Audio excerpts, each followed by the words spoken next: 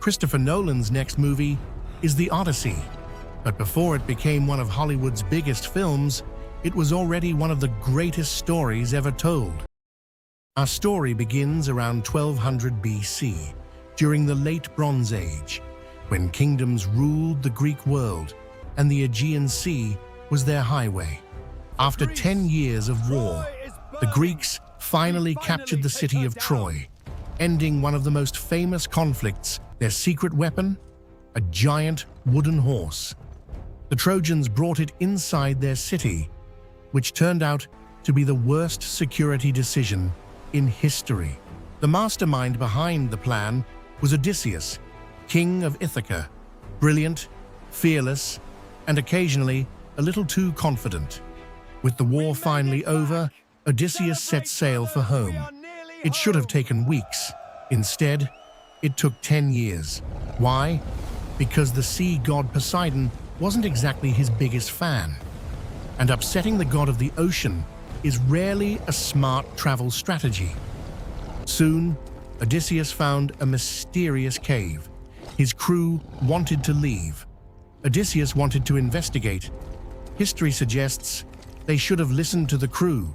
The cave belonged to Polyphemus, a giant cyclops whose favorite snack was visiting sailors. Odysseus offered the giant wine until he fell asleep. Never underestimate an ancient Greek with a clever plan. While the Cyclops slept, Odysseus and his men blinded him with a sharpened wooden stake and made their escape. To get past the blind giant, they hid beneath his sheep. Strange? Yes. Effective? Also yes. Safe at sea, Odysseus couldn't resist bragging. He shouted his real name back to the Cyclops. His crew probably wanted to throw him overboard. Unfortunately, Polyphemus was Poseidon's son. From that moment on, every wave, every storm, and every setback had one angry god behind it. Odysseus sailed past terrifying monsters that could destroy entire ships. Ancient Greek vacations were different. Then came the Laestrygonians, giant cannibals who smashed nearly every Greek ship in sight. Things somehow kept getting worse. Next, the witch Circe turned many of his men into pigs. Considering some of their earlier decisions, it wasn't a dramatic change. After years of wandering, Ithaca finally appeared on the horizon. Home, at last. Except home had a problem.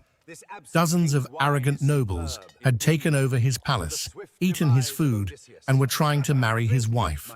Disguised as an old beggar, Odysseus quietly entered his own kingdom. Nobody recognized their king. Then came the ultimate test. Only Odysseus could string his legendary bow.